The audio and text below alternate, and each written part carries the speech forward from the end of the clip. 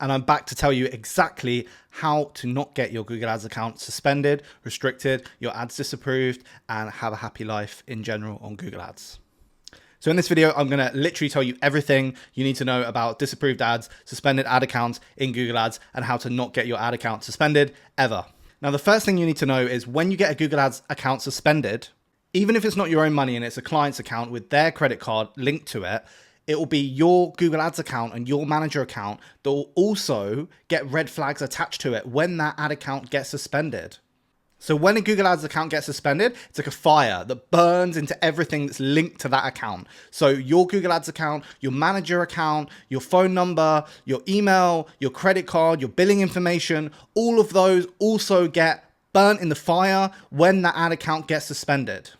Now, it's not guaranteed that your manager account and all your client accounts will come down with the fire of that one account, but sooner or later, you will have issues.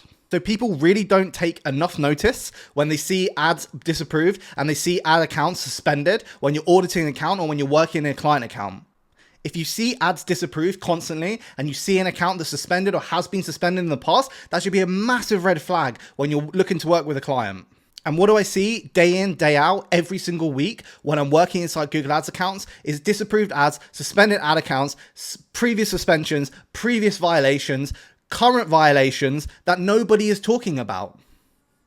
So please, please, please, please, please, when you see ads being disapproved, when you see a Google Ads account being suspended or having previous suspensions, please understand the reasons behind that. There is always a reason. Google doesn't randomly suspend accounts. It's not like Meta.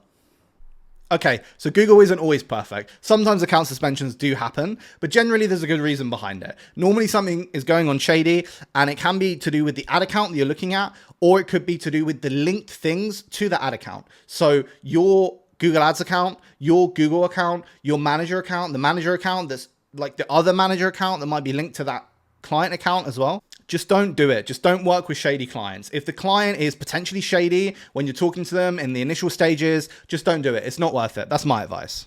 There are so many great clients, great brands, great success stories with Google Ads out there that you don't need to work with these shady clients. And when you hop into an ad account and you've got ads disapproved and you hop into their merchant center and they've got shopping feeds disapproved, product violations, you need to understand why. Is it a central part of their business that you can't run on Google Ads?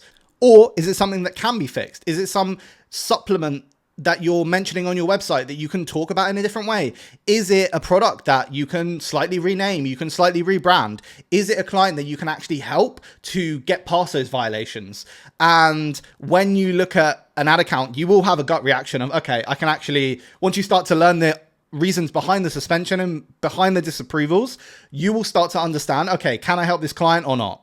Whenever I speak to other PPC experts that have got involved in shady accounts and had their ads disapproved and their ad accounts suspended multiple times and had to switch ad accounts and do all these like shady tactics to try and get around the suspension and the violations, every single time they say it's not worth it.